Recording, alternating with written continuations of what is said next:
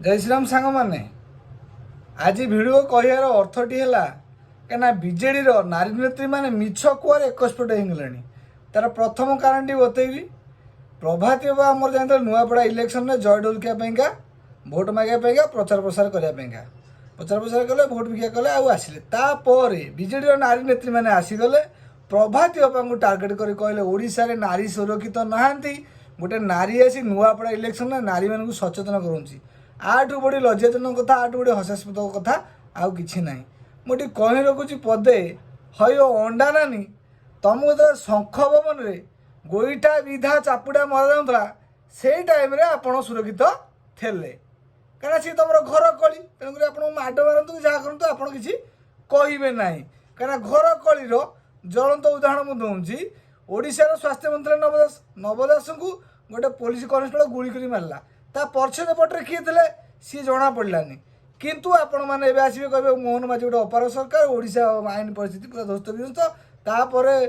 प्रभाती बापा आसिक ओडिशा लोक भुआ बुलाऊँगी प्रभाती बापा ओडिशा लोक भुआ बुलाना आपण देहर सह्य हो पारनी सुभद्रा योजना ने माँ मैंने 50,000 टका पाइबे यहीटा आपण मैंने सह्य करूँ ना। द्वितीय टपिक आपण जो कह नारी मैंने असुरक्षित अच्छा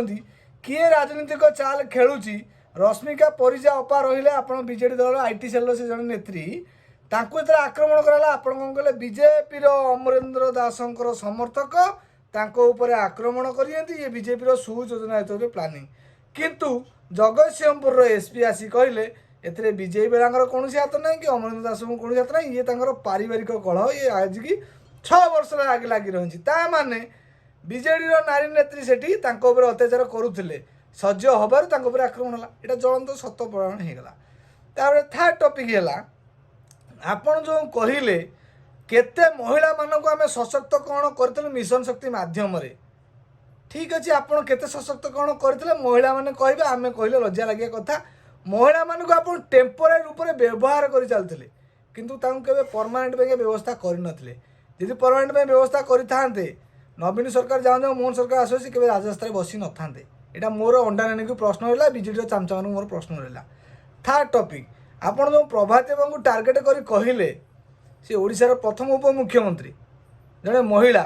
महिला मानक कैसे सशक्तकरण कर प्रभाती बाबा यहाँ मो पार्टी नुह सारा ओडिशा जनक पार्टी शुणिले खुशी लगे से तो आप सह्य करें सुभद्रा योजनार विकल्प आप बाट किसी करें ना। थर्ड टपिक टी मोर रहा प्रभाती बापा को अंडा नानी टार्गेट कले बीजेपी आईटी सेल बेला कौटी शोईंती देखा दर्शन मिलूनी आमको लज्जा लगुच प्रभाती बाबू जी टार्गेट करुच्ची बीजेपी अहर जो मैंने सोशल मीडिया प्रचार प्रसार करुँच से पिला मैंने आसी टार्गेट करुँच अंडा नानी की आशुलता देव मानक बीजेडी जो मैंने टार्गेट को आसुँच किंतु बीजेपी आईटी सेल करुच्ची कौन कहीं आम जितने जब बीजेपी कौन नेता देखुव टिके से आईटी सेल जो मैंने चलाऊँ आईटी के तल मेनसन कर जाना चाहबू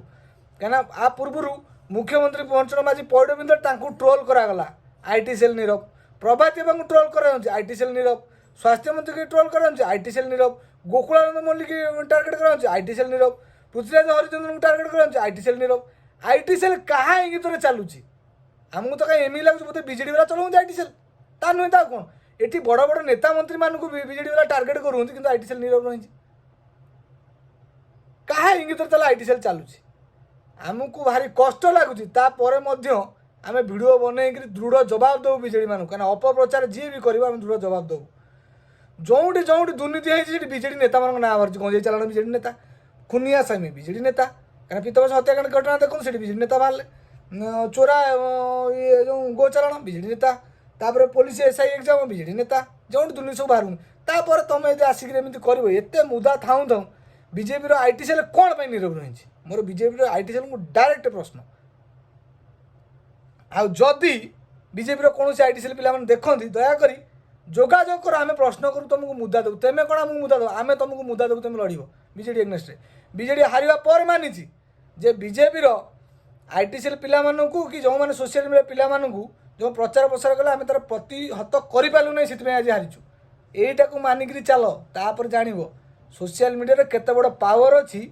सेटा बीजेडी अनुभव कला कि बीजेपी आज पर्यटन अनुभव कर पारानी अनुभव कर पंचायत इलेक्शन ରହିଲି ଭାଇମାନେ। ଅବଶ୍ୟ ବିଜେପି ନେତାମାନଙ୍କୁ ଖରାପ ଲାଗିପାରେ, ତାପରେ ମଧ୍ୟ ଆମେ କହିବୁ। ରହିଲି ଭାଇମାନେ, ଜୟ ଶ୍ରୀରାମ।